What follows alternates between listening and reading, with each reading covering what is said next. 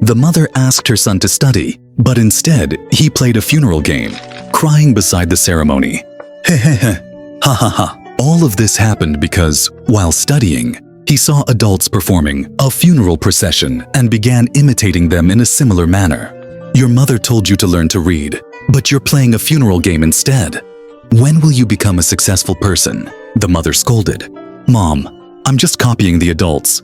Is that wrong? Isn't everything adults do meant to be imitated? The boy replied innocently. The mother then realized that their living environment was not ideal for her child's education, so she decided to move elsewhere. However, in their new place, the boy saw a butcher and started imitating him.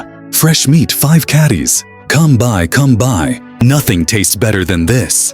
Ha ha ha. Seeing this, the mother became even more aware that her son's habit of imitating everything he saw was not beneficial for his development. So, she decided to move once again, this time to a place more suitable for learning. After they moved, the boy heard the voices of students reading aloud from behind a wall. The sound fascinated him. Finally, the mother chose to settle near a private school, similar to a madrasa or traditional school. The boy began reading seriously outside the classroom. Seeing her son finally willing to study earnestly, the mother shed tears of joy and enrolled him in the school. At first, the boy followed the lessons attentively. However, 3 minutes later, he started feeling sleepy. Despite his teacher's advice, he did not change. Instead, he sneaked out of school and climbed a tree to take a bird's egg. Unfortunately, he was accidentally pecked by a snake and fell from the tree. Luckily, the snake was not venomous. Covered in wounds, he returned home.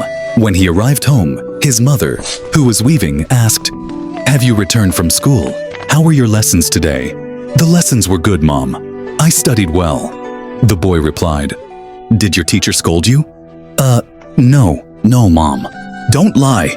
His mother snapped. The boy finally admitted, I skipped school, Mom." The mother, who had been very patient, finally lost her temper. She had worked hard to ensure her son received a good education, even moving 3 times, yet he still refused to study seriously. Then, his mother did something shocking. She took the fabric she had painstakingly woven and cut it with scissors.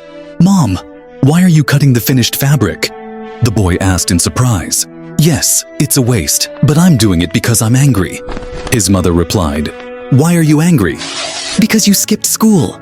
The boy began to understand how much effort his mother had put into his education. His mother continued, "We have moved 3 times for your education. After settling here, you finally started studying. But now, you're skipping school and wasting your own efforts. Do you know what it means to destroy your own hard work? This is what it means." The boy finally realized his mistake. He looked at the torn fabric and understood how hard his mother had struggled and how deeply he had disappointed her. From that moment on, he was determined to study diligently. That boy later became known as Mengzi, Mencius, a great philosopher after Confucius. This story is known as Mengmu Sanqian, or the 3 moves of Mencius' mother, which teaches the importance of a good environment in a child's education.